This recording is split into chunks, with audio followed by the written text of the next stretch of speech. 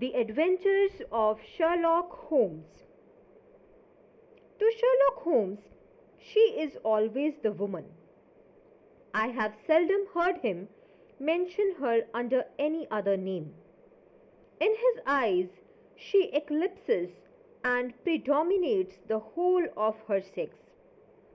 It was not that he felt any emotion akin to love for Irene Adler. All emotions, and that one particularly, was abhorrent to his cold, precise, but admirably balanced mind. He was, I take it, the most perfect reasoning and observing machine that the world has seen. But as a lover, he would have placed himself in a false position.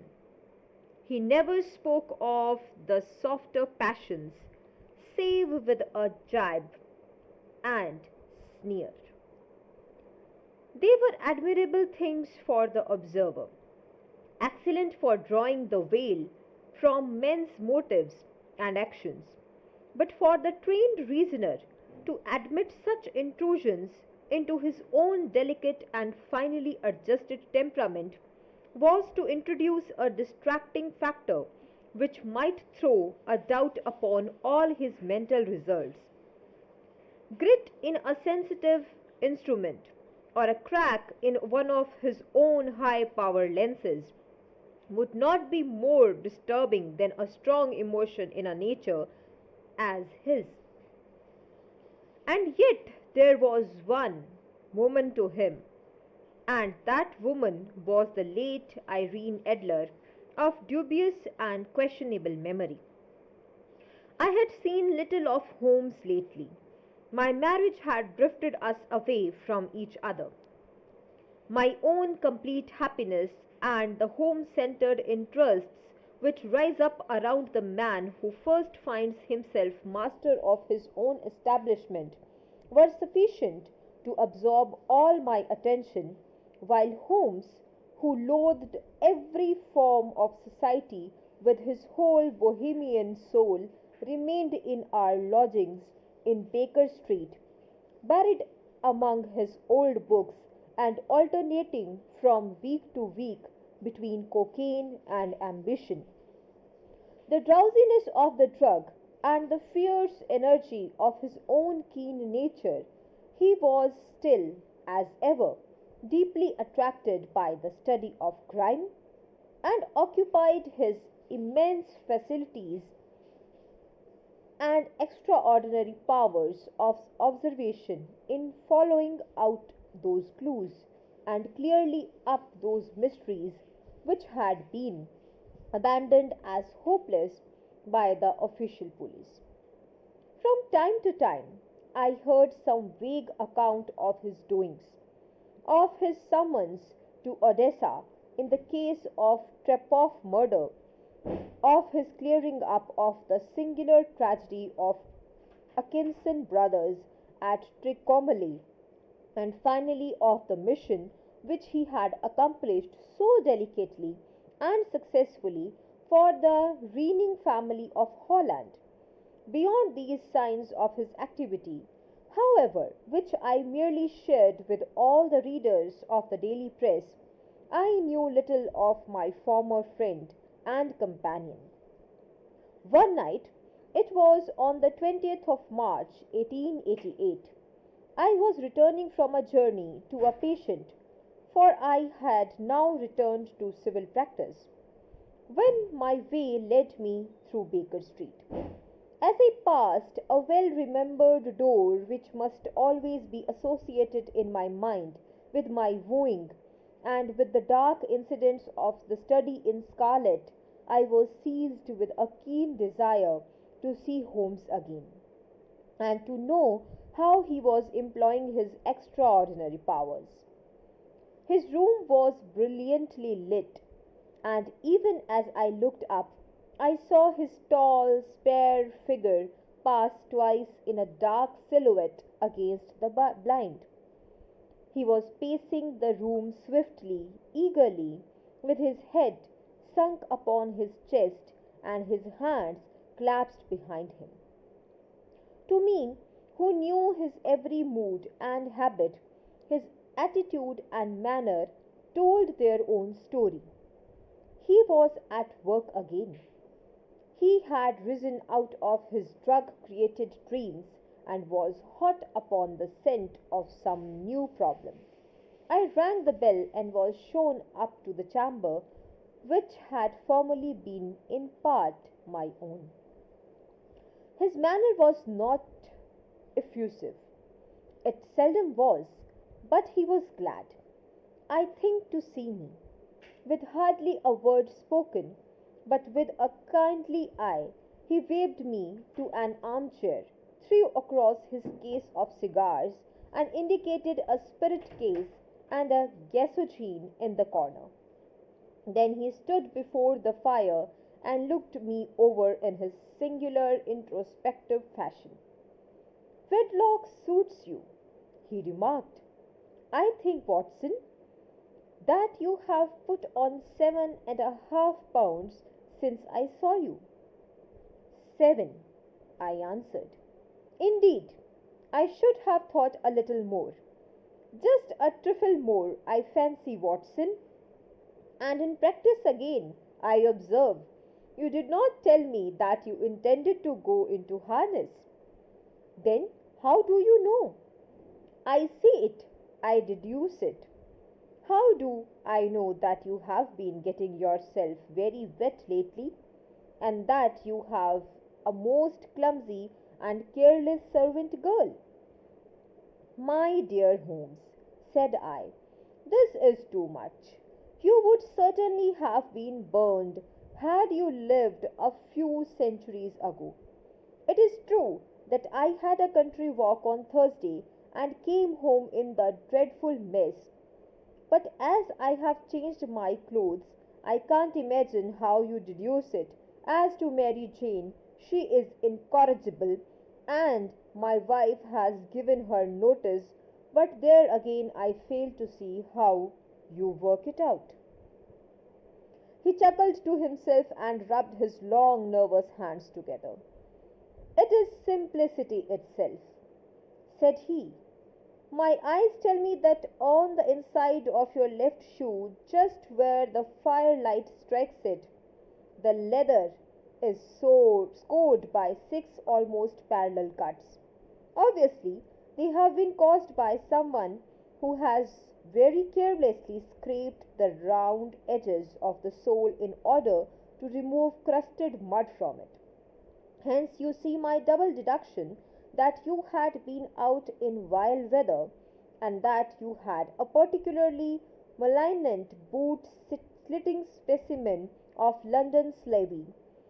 As to your practice, if a gentleman walks into my rooms smelling of iodoform, with a black mark of nitrate of silver spoon his right forefinger, and a bulge on the right side of his top hat to show where he has secreted his stethoscope, I must be dull, indeed, if I do not pronounce him to be an active member of the medical profession. I could not help laughing at the ease with which he explained his process of deduction. When I hear you give your reasons, I remarked, the things always appear to me to be so ridiculously simple that I could easily do it myself, though at each successive instance of your reasoning I am baffled until you explain your process. And yet I believe that my eyes are as good as yours. Quite so, he answered, lighting a cigarette and throwing himself down into an armchair. You see, but you do not observe. The distinction is clear. For example, you have frequently seen the steps which lead up from the hall to this room. Frequently. How often? Well, some hundreds of times. Then, how many are there? How many? I don't know. Quite so. You have not observed, and yet you have seen. This is just my point. Now I know that there are 17 steps because I have both seen and observed. By the way, Since you are interested in these little problems, and since you are good enough to chronicle one or two of my trifling experiences, you may be interested in this. He threw over a sheet of thick pink tinted note paper which had been lying open upon the table. "It came by the last post," said he. "Read it aloud." The note was undated and without either signature or address. "There will call upon you tonight at 7:45, it said. "A gentleman who desires to consult you upon a matter of very deepest moment. Your recent services to one of the royal houses of Europe have shown that you are one who may safely be entrusted with matters which are of an importance which can hardly be exaggerated. This account of you we have from all quarters received, but be in your chamber then at that hour, and do not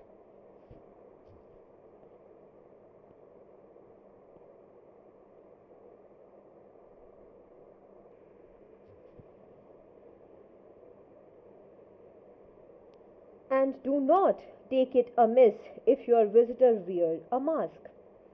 "This is indeed a mystery," I remarked. "What do you imagine that it means?" "I have no data yet. It is a capital mistake to theorize before one has data. Insensibly one begins to twist facts to suit theories, instead of theories to suit facts. But the note itself, what do you deduce from it?" I carefully examined the writing and the paper upon which it was written. "The man who wrote it was presumably well to do," I remarked, endeavoring to imitate my companion's process. "Such paper could not be bought under half a crown a packet. It is peculiarly strong and stiff." "Peculiar. That is the very word," said Holmes. "It is not an English paper at all. Hold it up to the light." I did so, and saw a large E with a small g and a P, and a large G with a small t woven into the texture of the paper. "What do you make of that?" asked Holmes. "The name of the maker, no doubt, or his monogram rather." "Not at all. The G with the small t stands for Gesellschaft, which is the German for company.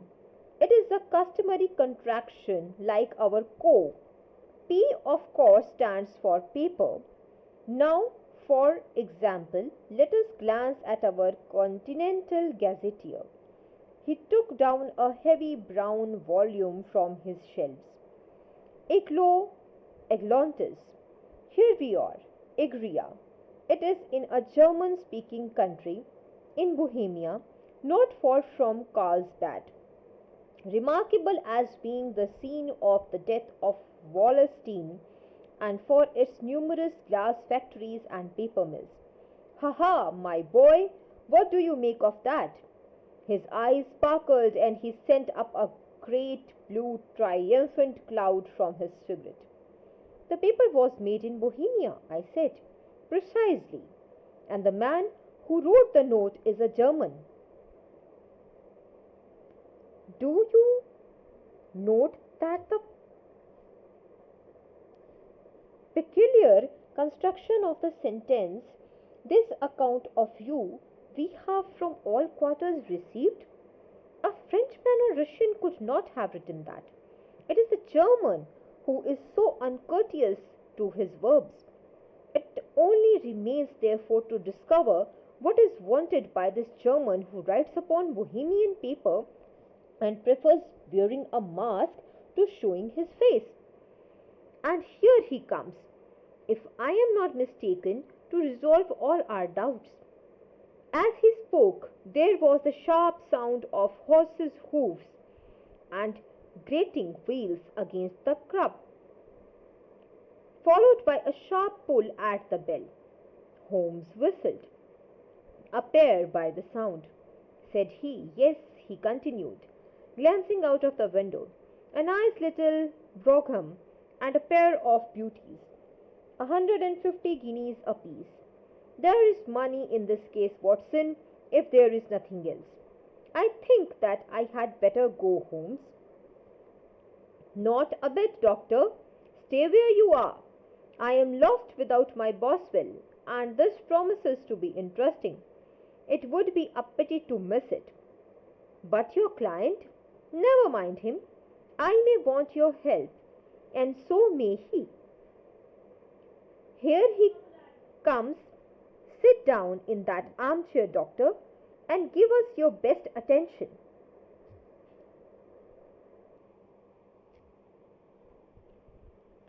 A slow and heavy step, which had been heard upon the stairs and in the passage, paused immediately outside the door. Then there was a loud and authoritative tap. "Come in," said Holmes. A man entered who could hardly have been less than 6 feet 6 inches in height, with the chest and limbs of a Hercules. His dress was rich, with a richness which would, in England, be looked upon as akin to bad taste.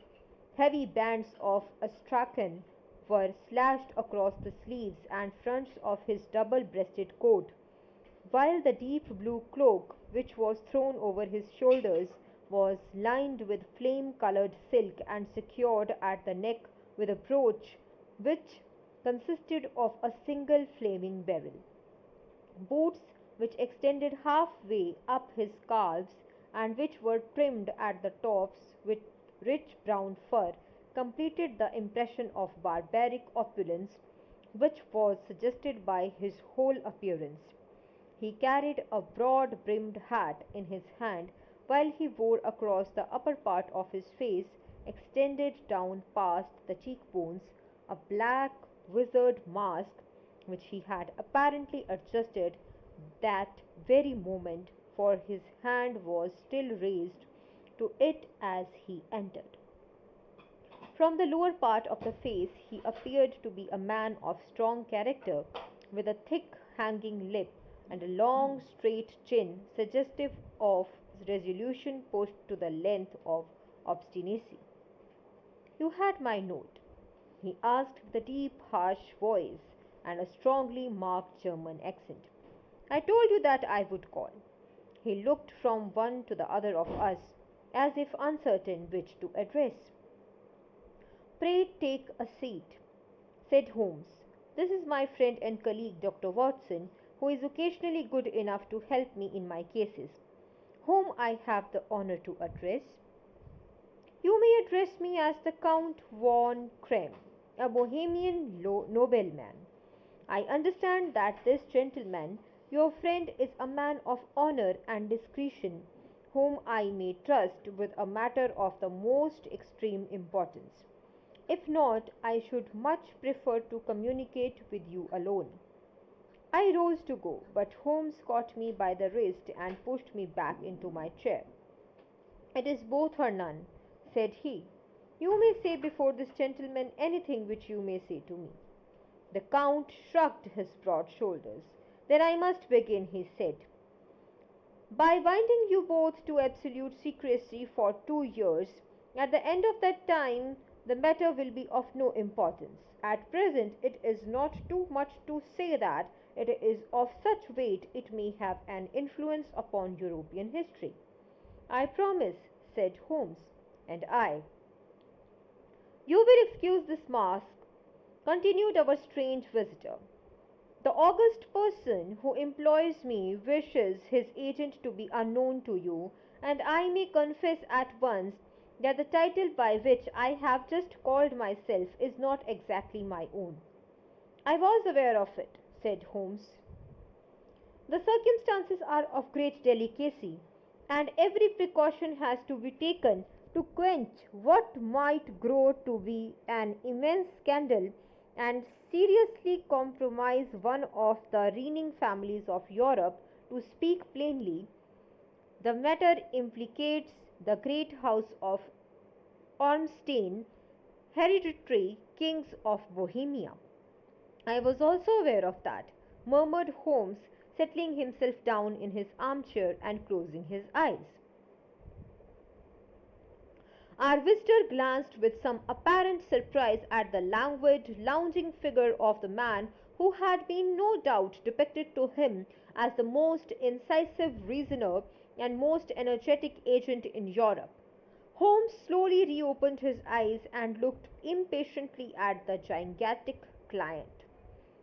If your Majesty would condescend to state your case, he remarked, I should be better able to advise you. The man sprang up from his chair and paced up and down the room in uncontrollable agitation. Then, with a gesture of desperation, he tore the mask from his face and hurled it upon the ground. You are right, he cried. I am the king. Why should I attempt to conceal it? Why indeed, murmured Holmes. Your Majesty had not spoken before I was aware that I was addressing Wilhelm Gostrich Sigismund von Ornstein, Grand Duke of Cassel-Fistine, the and hereditary King of Bohemia. But you can understand, said our strange visitor, sitting down once more and passing his hand over his high white forehead. You can understand that I am not accustomed to doing such business in my own person. Yet the matter was so delicate that I could not confide it to the agent without putting myself in his power. I have come incognito from Prague for the purpose of consulting you.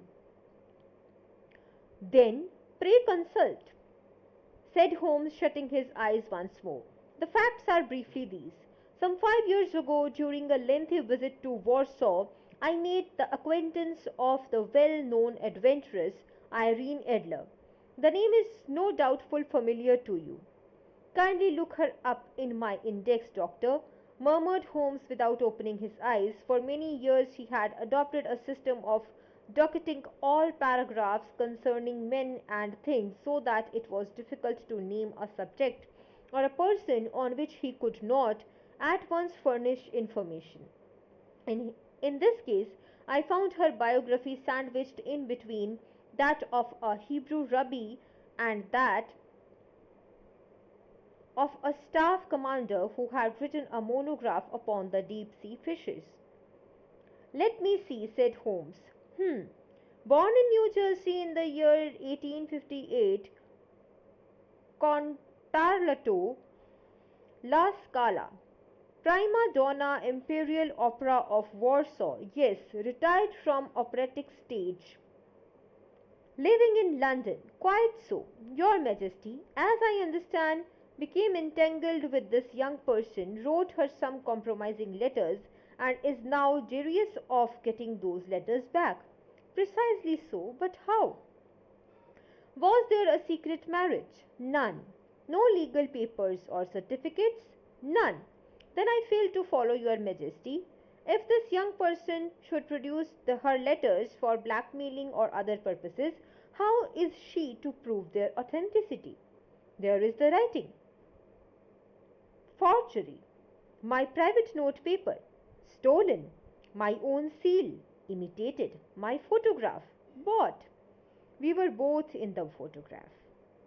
Oh dear, that is very bad. Your Majesty has indeed committed an indiscretion. I was mad, insane. You have compromised yourself seriously. I was only crown prince then. I was young. I am but 30 now. It must be recovered. We have tried and failed. Your Majesty must pay. It must be bought. She will not sell. Stolen then? 5 attempts have been made. Twice burglars in my pay ransacked her house. Once we diverted her luggage when she travelled. Twice she has been waylaid. There has been no result. No sign of it? Absolutely none. Holmes laughed. It is quite a pretty little problem, said he. But a very serious one to me, returned the king reproachfully. Very indeed. And what does she propose to do with the photograph? To ruin me. But how? I am about to be married. So I have heard. To Clotilde Lothman von Saxe-Meiningen, second daughter of the King of Scandinavia. You may know the strict principles of her family. She is herself the very soul of delicacy. A shadow of doubt as to my conduct would bring the matter to an end. And Irene Adler threatens to send them the photograph, and she will do it. I know that she will do it. You do not know her, but she has a soul of steel. She has the face of the most beautiful woman and the mind of the most resolute of men. Rather than I should marry another woman, there are no lengths to which she would not go none. You are sure that she has not sent it yet? I am sure. And why? Because she said that she would send it on the day when the betrothal was publicly proclaimed. That will be next Monday. Oh, then, when we have 3 days yet, said Holmes with a yawn. That is very fortunate, as I have one or two matters of importance to look into just at present, Your Majesty. Of course, stay in London for the present. Certainly, you will find me at the Langham under the name of Count von Cram. Then I shall drop you a line to let you know how we progress. Pray do so. I shall be all anxiety. Then, as to money, you have carte blanche. Absolutely. I tell you that I would give one of the provinces of my kingdom to have that photograph. And for present expenses, the king took a heavy chamois leather bag from under his cloak and laid it on the table. There are 300 pounds in gold and 700 in notes, he said. Holmes scribbled a receipt upon a sheet of his notebook and handed it to him. "And Mademoiselle's address?" he asked. "Is Briony Lodge, Serpentine Avenue, St. John's Wood." Holmes took a note of it. "One other question," said he. "Was the photograph a cabinet?" "Yes, it was." "Then good night, Your Majesty, and I trust that we shall soon have some good news for you.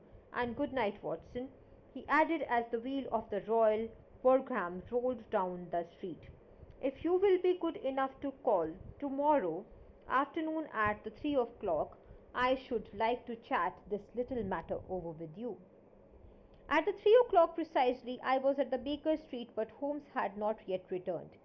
The landlady informed me that he had left the house shortly after 8 o'clock in the morning.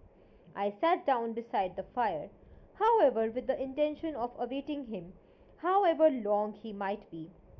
It was already deeply interested in his inquiry, for though it was surrounded by one of the grim and strange features which were associated with the two crimes which I have already recorded, still the nature of the case and exalted station of his client gave it a character of its own.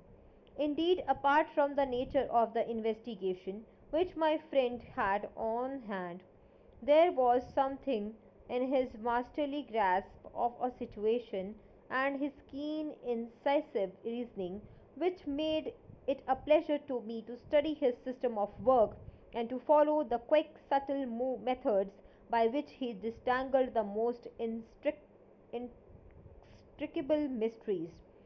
So accustomed was I to his invariable success that the very possibility of his falling had ceased to enter into my head. It was closed upon 4 before the door opened, and a drunken looking groom, ill kempt and side whiskered, with an inflamed face and disreputable clothes, walked into the room. Accustomed as I was to my friend's amazing powers to use disguises, I had to look 3 times before I was certain that it was indeed he. With a nod he vanished into the bedroom, whence he emerged in 5 minutes, tweed suited, tweed suited and respectable as of old. Putting his hands into his pockets, he stretched out his legs in front of the fire and laughed heartily for some minutes. "Well, really," he cried, and then he choked and laughed again until he was obliged to lie back, limp and helpless, in the chair. "What is it?" "It's quite too funny. I am sure you could never guess how I employed my morning or what I ended by doing." I can't imagine. I suppose that you have been watching The Habits and perhaps The House of Miss Irene Adler.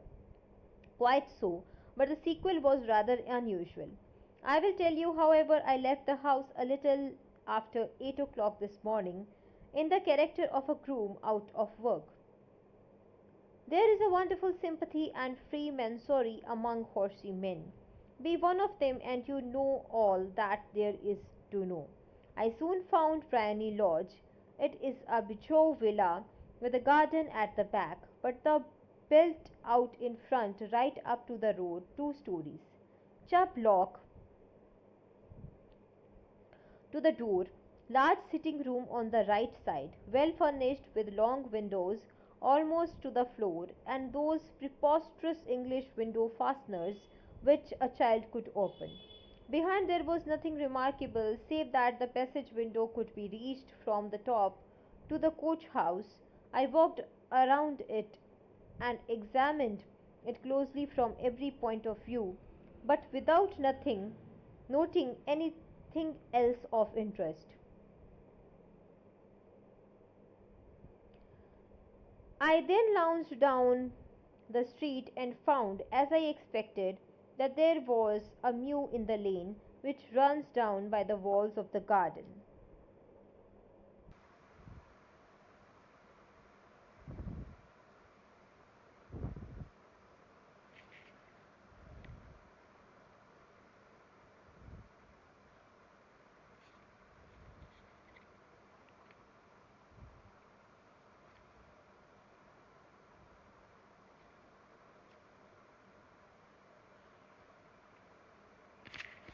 I lent the ostlers a hand in rubbing down their horses, and received in exchange 2 pence, a glass of half and half, 2 fills of shag tobacco, and as much information as I could desire about Miss Adler.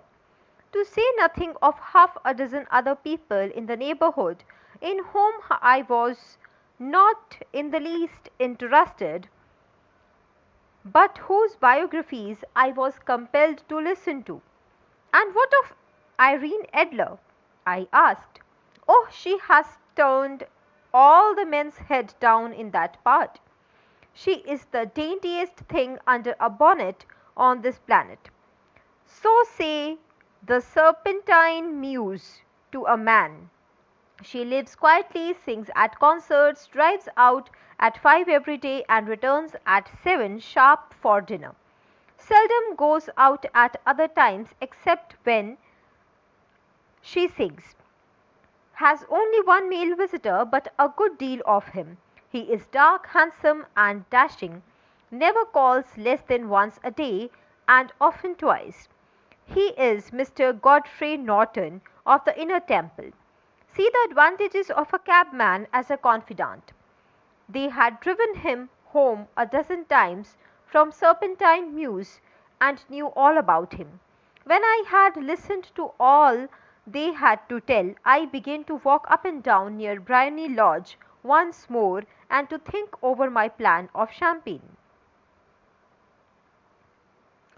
This his Godfrey Norton was evidently an important factor in the matter. He was a lawyer. That sounded ominous. What was the relation between them? And what the object of his repeated visit? What was she, his client, his friend, or his mistress? If the former, she had probably transferred the photograph to his keeping. If the latter, it was less likely. On the issue of this question depended whether I should continue my work at Bryony Lodge, or turn my attention to the gentleman's chambers in the temple. It was a delicate point, and it widened the field of my inquiry. I fear that I bore you with these details, but I have to let you see my little difficulties if you are to understand the situation. I am following you closely, I answered. It was still balancing the matter in my mind when a hansom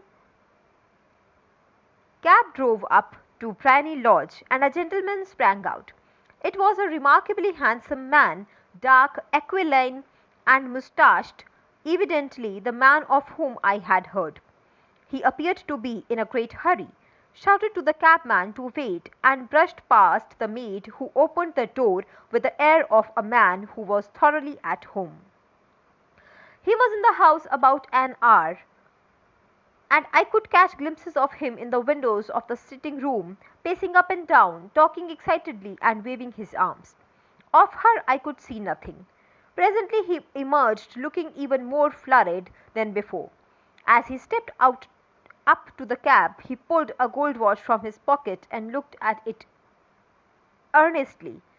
"Drive like the devil," he shouted. "First to Gross and then Hankey's in the Regent Street, and then to the Church of St. Monica in the Edgware Road. Half a guinea if you do it in 20 minutes." Away they went, and I was just wondering whether I should not do well to follow them when up the lane came a neat little landau, the coachman with his coat only half buttoned and his tie under his ear, while all the tags of his harness were sticking out of the buckles. It hadn't pulled up before she shot out of the hall door and into it. I only caught a glimpse of her at the moment, but she was a lovely woman with a face that a man might die for. "The Church of St. Monica, John," she cried, "and half a sovereign if you reach it in 20 minutes." This was quite too good to lose, Watson. I was just balancing whether I should run for it or whether I should perch behind the landau when a cab came through the street. The driver looked twice at such a shabby fare, but I jumped in before he could object. "The Church of St. Monica," said I, "and half a sovereign if you reach it in 20 minutes." It was 25 minutes to 12, and of course it was clear enough that what was in the wind. My cabby drove fast. I don't think I ever drove faster, but the others were there before us. The cab and the landau, with their steaming horses, were in front of the door when I arrived. I paid. क्या पता कौन है?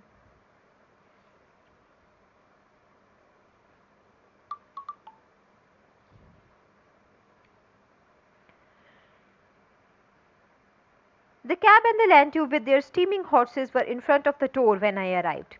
I paid the man and hurried into the church. There was not a soul there to save the two whom I had followed and a super-spliced clergyman who seemed to be expostulating with them.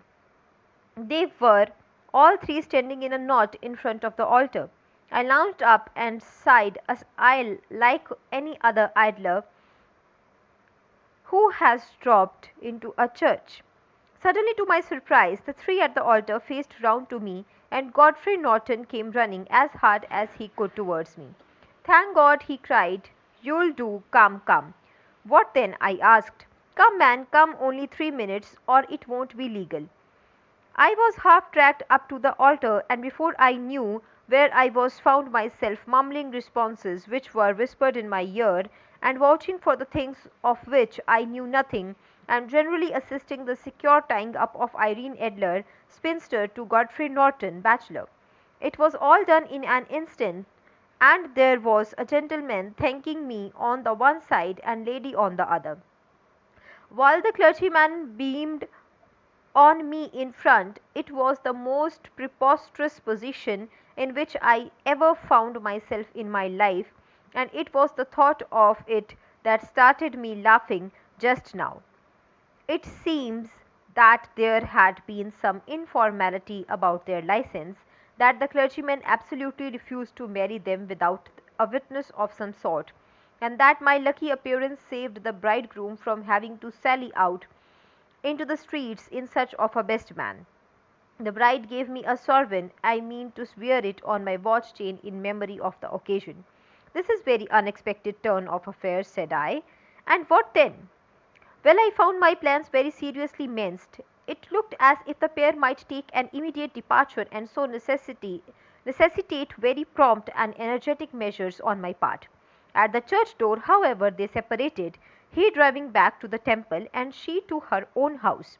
"I shall drive out in the park at 5 as usual," she said, and she left him. I heard no more.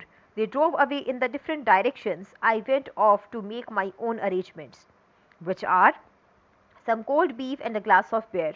He answered, ringing the bell. I have been too busy to think of food, and I am likely to be busier still this evening. By the way, doctor, I shall want your cooperation. I shall be delighted. If you don't mind breaking the law. Not in the least. Not running a chance of arrest. Not in a good cause. Oh, the cause is excellent. Then I am your man. I was sure that I might rely on you. But what is that you wish? When Miss Turner has brought in the tray, I will make it clear to you. Now he said that turned hungrily on a simple fare that our landlady had provided. I must discuss it while I eat, for I have not much time. It is nearly 5 now. In 2 hours we must be on the scene of action. Miss Irene, or Madame rather, returns from her drive at 7. We must be at Branney Lodge to meet her. And what then? You must leave that to me. I have already arranged what is to occur. There is only one point on which I must insist. You must not interfere, come what may. You understand? I am to be neutral? To do nothing whatever. There will probably be some small unpleasantness. Do not join in it. It will end in my being conveyed into the house. 4 or 5 minutes afterwards, the sitting room window will open. You are to station yourself close to that open window. Yes, you are to watch me, for I will be visible to you. Yes, and when I raise my hand, so you will throw into the room what I give you to throw, and will at the same time raise the cry of fire. You quite follow me? Entirely. It is nothing very formidable, he said, taking a long cigar-shaped roll from his pocket. It is an ordinarily plumbered smoke rocket, fitted with a cap either end to make it self-lighting. Your task is confined to that. When you raise your cry of fire, it will be taken up by quite a number of people. You may then walk to the end of the street. I will rejoin you in 10 minutes. I hope that I have made myself clear. I am to remain neutral, to get near the window, to watch you, and at the signal to throw in this object, and then to raise the cry of fire, and then to wait you at the corner of the street. Precisely. Then you may entirely rely on me. That is excellent. I think perhaps it is the most time that I prepare for a new role I have to play. He disappeared into his bedroom and returned in a few minutes in the character of an amiable and simple-minded nonconformist clergyman. His broad black hat, his baggy trousers, and his white tie, his sympathetic smile, and general look of peering and benevolent curiosity were such as Mr. John Hare alone could have equalled. It was not merely that Holmes changed his costume. His expression, his manner, his very soul seemed to vary with every fresh part that he assumed.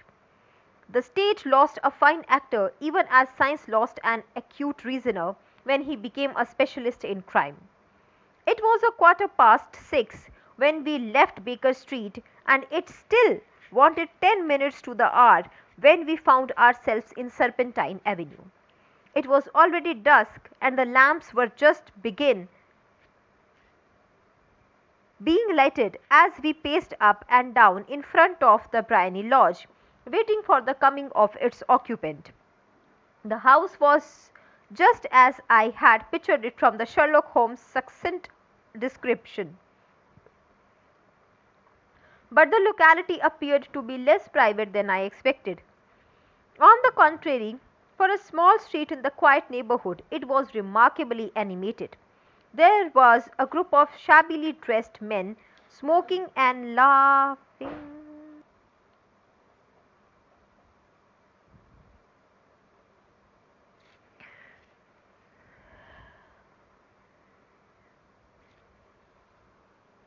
In a corner, a scissors grinder with his wheel, 2 guardsmen who were flirting with a nurse girl, and several well-dressed young men who were lounging up and down with cigars in their mouths.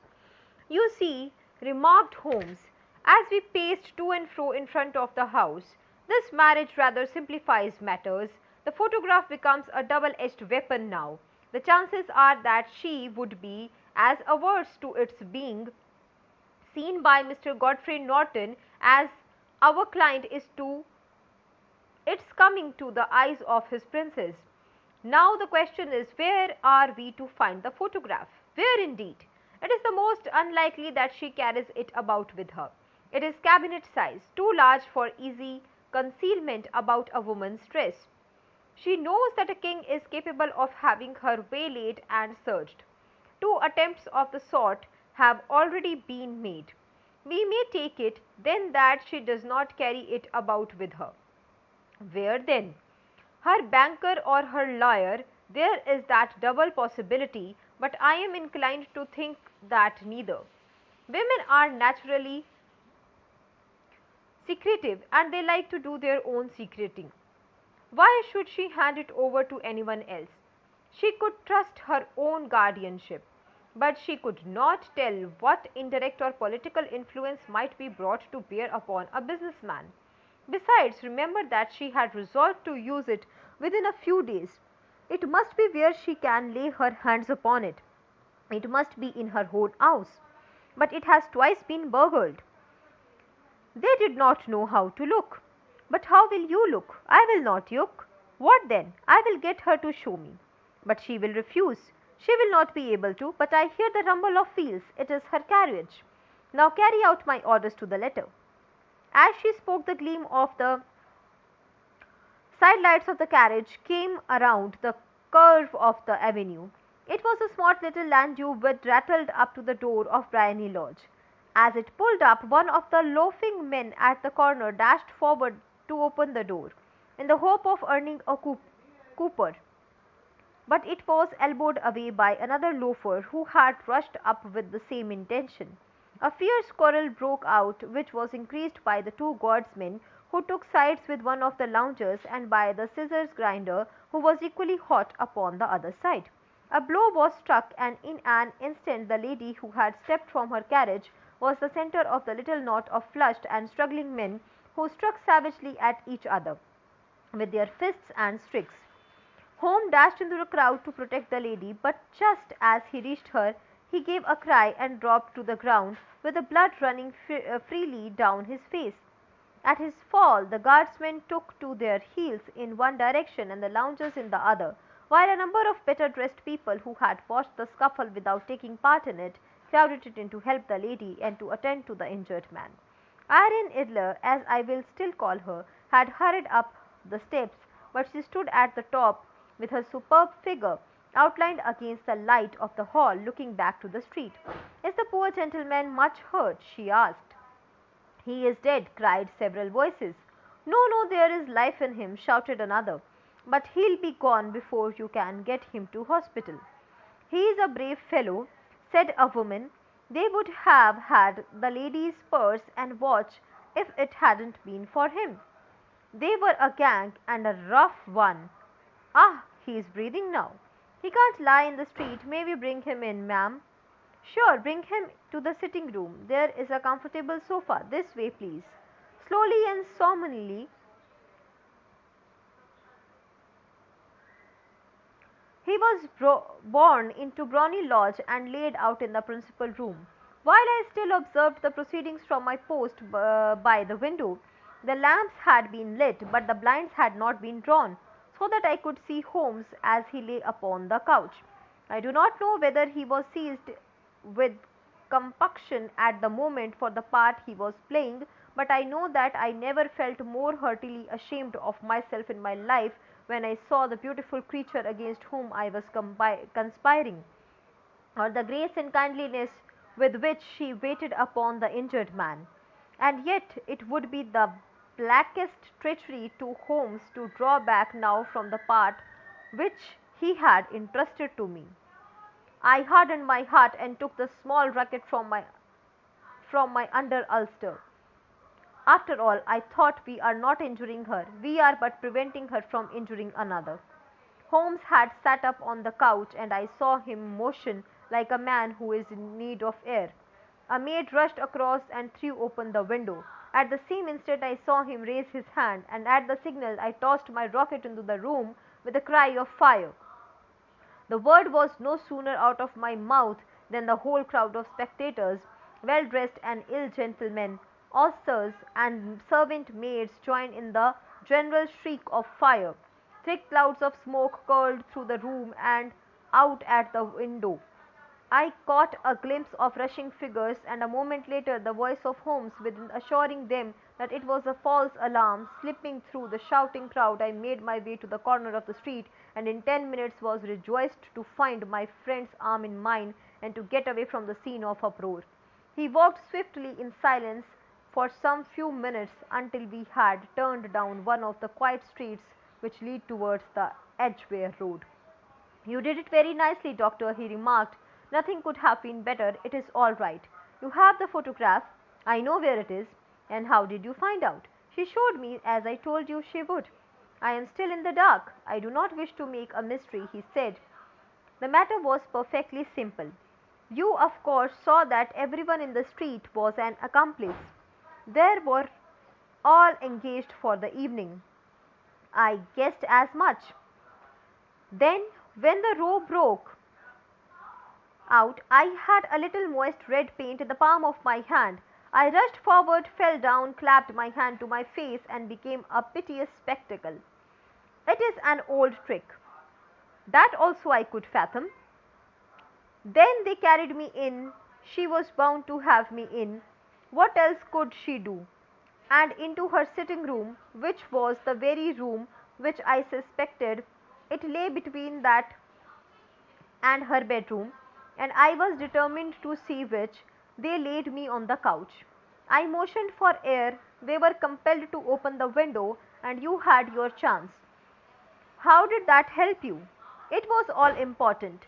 When a woman thinks that her house is on fire, her instinct at once is to rush to the thing which she values the most. It is the perfectly overpowering impulse, and I have more than once taken advantage of it. In the case of the Darlington substitution scandal, it was of use to me, and also in Arnsworth Castle business. A married woman grabs at her baby, an unmarried one reaches for her jewel box. Now it was clear to me that Our Lady today had nothing in the house more precious to them than what we are in quest of. She would rush to secure it. The alarm of fire was admirably won. The smoke and shouting were enough to shake nerves of steel.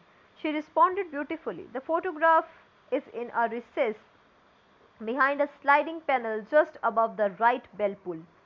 She was there in an instant, and I caught a glimpse of it as she half drew it out. When I cried out that it was a false alarm, she replaced it, glanced at the rocket, rushed out from the room, and I have not seen her since. I rose and, making my excuses, escaped from the house.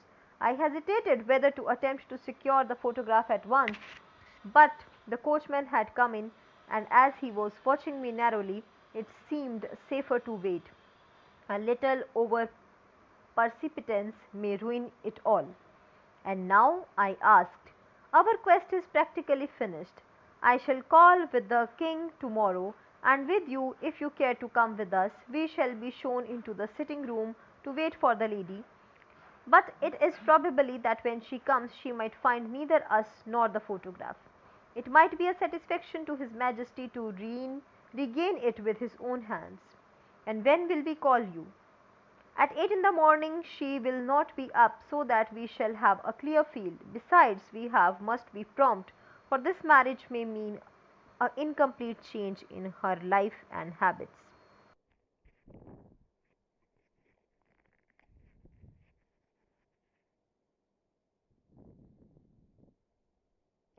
"It might be a satisfaction to His Majesty to regain it with his own hands." "And when will you call?" "At 8 in the morning. She will not be up, so that we shall have a clear field. Besides, we must be prompt, for this marriage may mean a complete change in her life and habits. I must wire to the king without delay." We had reached Baker Street and had stopped at the door. He was searching his pockets for the key when someone passing said, "Good night, Mr. Sherlock Holmes." There were several people on the pavement at the time, but the greeting appeared to come from a slim youth in an ulster who had hurried by. "I have heard that voice before," said Holmes, staring down the dimly lit street. "Now I wonder who the deuce that could have been."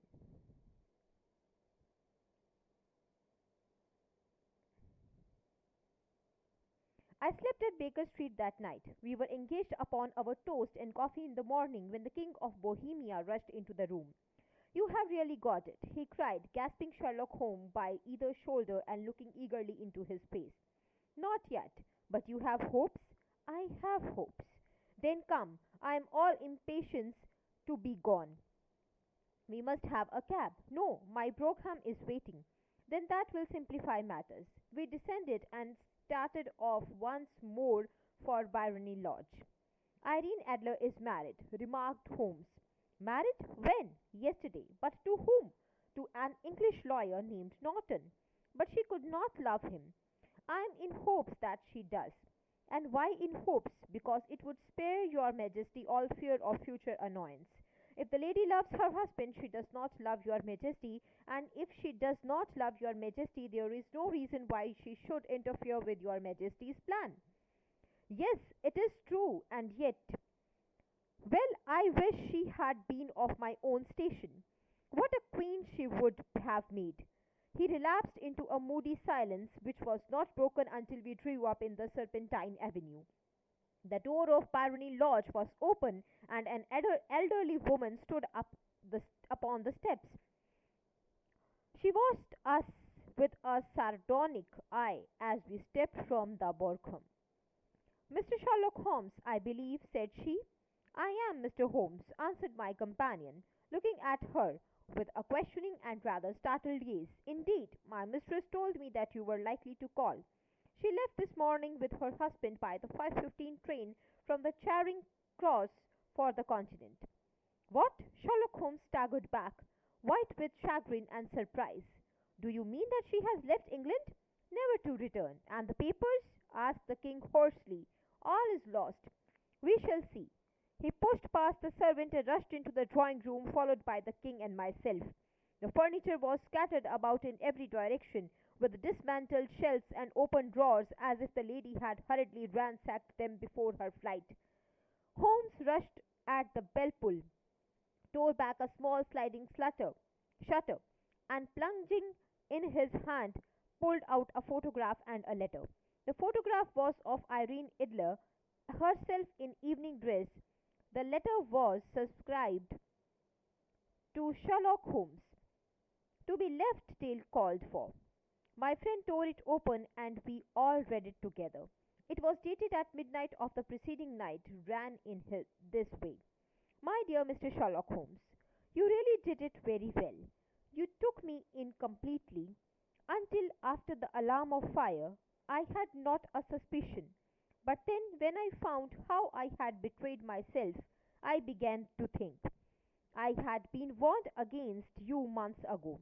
I had been told that if the king employed an agent, it would certainly be you. And your address had been given me.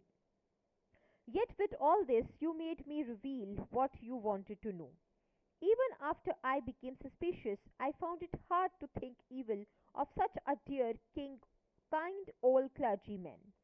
But you know, I have been trained as an actress myself. Male costume is nothing new to me. I often take advantage of the freedom which it gives. I sent John, the coachman, to watch you, ran upstairs, got into my walking clothes, and as I called them, I came down just as you departed. Well, I followed you to your door, and so made sure that I was really an object of interest to the celebrated Mr. Sherlock Holmes. Then I, rather imprudently, wished you good night and started for the temple to see my husband. We both thought the best resource was flight, and when pursued by so formidable an antagonist, so you will find the nest empty when you call tomorrow. As to the photograph, your client may rest in peace. I love and I am loved by a better man than he. The king may do whatever he will without hindrance from one who has cruelly wronged. I kept it only to safeguard myself and to preserve a weapon which will always secure me from any steps which he might take in the future. I leave a photograph which he might care to possess. And I remain, dear Mr. Sherlock Holmes, very truly yours, Irene Norton, nee Adler. What a woman! Oh, what a woman! Cried the King of Bohemia, when we had all three read this epistle. I did not tell you how quick and resolute she was. Would she not have made an admirable queen? Is she not a pity that she was not on my level? From what I have seen of the lady, she seems indeed to be on a very different level to your majesty, said Holmes coldly. I am sorry that I have not been able to bring your majesty's business to a more successful conclusion. On the contrary, my dear sir, cried the king, nothing could be more successful. I know that her word is inviolate. The photograph is now as safe as if it were in the fire. I am glad to hear your majesty say so, but I am immensely indebted to you. Pray tell me in what way I can reward you. This ring, he slipped an emerald snake ring from his finger and held it out upon the palm of his hand. Your majesty has something which I should value even more highly, said Holmes. You have but to name it. This photograph. The king stared at him in amazement. Irene's photograph, he cried. Certainly, if you wish it. I thank your majesty then. There is no more to be done in the matter. I have the honor to wish you a very good morning. He bowed and turning away without observing the hand which the king had stretched out to him, he set off in my company for his chambers. And that was how a great scandal threatened to affect the kingdom of Bohemia, and how the best plans of Mr. Sherlock Holmes were beaten by a woman's wit. He used to make merry over the cleverness of women, but I have not heard him do it of late. And when he speaks of Irene Adler, or when he refers to her photograph, it is always under the honorable title of the woman.